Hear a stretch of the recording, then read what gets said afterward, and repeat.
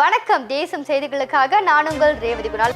ஈப்போவில் அன்னையர் தின விழா மே 16ஆம் தேதி நடைபெறும்.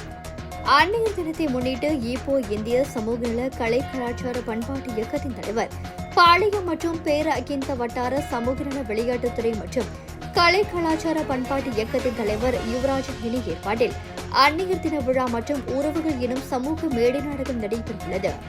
இந்நிகழ்வு மே 16ஆம் நாள் சனிக்கிழமை மாலை 4 மணி முதல் ஈப்போ ஜலான் தமிழ் வழிகள் அமைந்துள்ள ஆடிட்டோரியம் காம்ப்ளெக்ஸ் கபுடைய ஆண்டான் கர்சனியா நகர் நகரி பேரா எனும் அரங்கத்தில் சிறப்பாக நடைபெறவுள்ளது.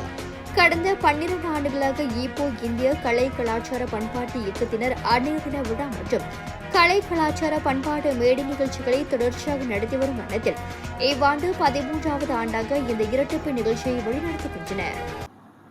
வணக்கம். என் பேர் பாளையா. ஈப்போ இந்திய சமூக நல கலை கலாச்சார பண்பாட்டு இயக்கத்தின் தலைவர். எதிர்வரும் 16ஆம் தேதி 5வது மாதம் 2026ஆம் நாள் ஆடிட்டோரியம் கபுடாயன் தன் கிறிஸ்டினியன் நகர நிகிரி பேராக் என்ற இடத்திலே மிகச்சிறப்பான முறையிலே தேசிய நெரு கூட்டுறவு சங்கம் ஒரு நாடகத்தை, உறவுகள் என்ற நாடகத்தை இங்கே மேடையேற்றவிருக்கின்றார்கள். ஒரு குடும்ப சூழ்நிலையை, ஒரு நல்ல ஒரு குடும்ப சூழ்நிலையை மையமாக வைத்து தயாரிக்கப்பட்டுள்ள இந்த நாடகத்தை திரு பூச்சி ரவி அவர்கள் தயாரித்திருக்கின்றார்.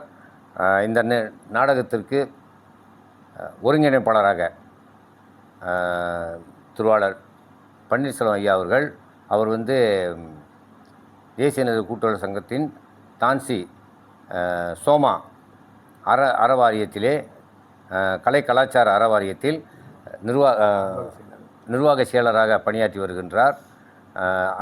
அதனுடன் இந்த நாடகத்துக்கு தலைமையேற்று சிறப்பு வருகை புரிந்து தலைமையேற்றுவதற்கு தேசிய நிலநீதி கூட்டுறவு சங்கத்தின் நிர்வாக இயக்குனரும் இந்த அறவாரியத்தின் செயலாளருமாகிய மதிப்புக்குரிய டத்தோ சகாதேவன் அவர்கள் சிறப்பு வருகை புரிகின்றார். நெடுநாட்களுக்கு பிறகு, பல ஆண்டுகளுக்கு பிறகு ஒரு சிறப்பான ஒரு மேடை நாடகத்தை ஈப்போ வட்டாரத்திலே கண்டுகளிப்பதற்கு ஒரு நல்ல வாய்ப்பாக அமையும். முதல் அங்கமாக 16 மே சனிக்கிழமை மாலை 4 மணிக்கு பேர மாநில மகளிர் குடும்ப மேம்பாடு, சமூகத்துறை மற்றும் தொழில் மேம்பாட்டுத்துறை ஆட்சிக்குழு உறுப்பினர் டத்தோ சல்ஃபியா முகமது அவர் தலைமையில் 2026ஆம் ஆண்டிற்கான அன்னையர் தின விழா நடைபெறும். இந்நிகழ்வில் 30 அன்னையர்கள் சிறந்த அன்னையர் விருது வழங்கி சிறப்பிக்கப்பட உள்ளனர். தொடர்ந்து அன்றைய தினம் மாலை 6:30 மணிக்கு மேல் தேசிய நிலநிதி கூட்டுறவு சங்கத்தின் ஆதரவில் அது நிர்வாக இயக்குநர் தான்ஸ்ரீ கே.ஆர். சோமா, கலை கலாச்சார ஆர்வத்தின் செயலாளர் முத்தமிழ் சேவகன் டத்து சகாதேவன் அவர்கள் தலைமையில் பூச்சி இரவு இயக்கத்தில் மகரம் அமைப்பின் தலைவரும் தேசிய நிலநிதி கூட்டுறவு சங்கத்தின் தான்ஸ்ரீ கே.ஆர். சோமா கலை கலாச்சார ஆர்வத்தின் நிர்வாக செயலாளருமான திரு பன்னீர்செல்வம் ஒருங்கிணைப்பில் உறவுகள் எனும் சமூக மேடை நாடகம் நடைபெறும். நீண்ட காலங்களுக்கு பிறகு ஈப்போ மாநகரில் குடும்ப சூழ்நிலையை மையமாக கொண்டு 2 மணி நேரம் நடைபெறும் இந்த மேடை நாடகத்தில் மலேசியாவை சேர்ந்த 27 நட்சத்திரங்கள் திறன்பட படைப்புகளை வழங்க உள்ளனர். ஆகையால் பொதுமக்கள் அனைவரும் முற்றிலும் இலவசமாக நடைபெறும் இந்த நிகழ்வுகளில் கலந்து சிறப்பிக்குமாறு ஏற்பாட்டாளர்கள் கேட்டுக்கொண்டனர்.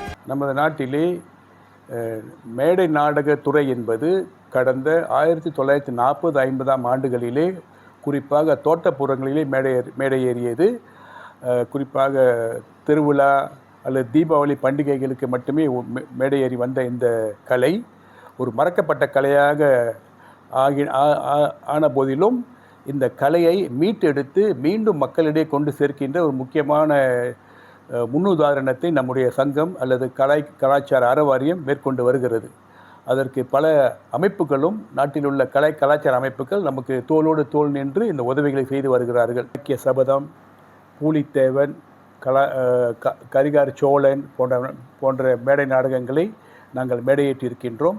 அதே வேளையிலே அவ்வப்போது சமூக மேடை நாடகங்களுக்கும் நாங்கள் ஆதரவு தந்து கொண்டிருக்கின்றோம். அந்த வகையிலே இந்த நாடகம் மிகச் சிறப்பான ஒரு நாடகமாக அமைந்துள்ள காரணத்தினால் இங்கே ஈப்போவிலே மேடையேறுகின்றது. நன்றி. இத்துடன் இன்றைய செய்திகள் நிறைவடைகின்றன. உங்களிடமிருந்து விடைபெறுவது நான் உங்கள் ரேவதி குணாலன். மேலும் பல அண்மை செய்திகளை தெரிந்து கொள்ள தேசம் டிவி மலேசியா யூடியூப் மற்றும் டிக்டாக் அலைவரிசையை பின்தொடருங்கள். நன்றி. ஒரு வீட்டுக்கு ஒரு பட்டதாரி எனும் நிலை போய் ஒரு வீட்டுக்கு பல மருத்துவர்களை உருவாக்கும் நடவடிக்கைகள் இறங்கியுள்ளது எய்ம்ஸ் பல்கலைக்கழகம். இந்திய மாணவர்களின் எதிர்காலத்திற்கு அடித்தளம் அமைக்கும் எய்ம்ஸ் பல்கலைக்கழகம் MIED வழி மாணவர்களின் பொருளாதார பிரச்சினையை கல்வி உபகார சம்பளம் கல்வி கடனுதவி மூலம் தீர்த்து வைக்கிறது. எய்ம்ஸ் பல்கலைக்கழகம் தரத்தில் உயர்ந்தது, போதனைகள் சிறந்தது, மாணவர்களுக்கு நிலையானது.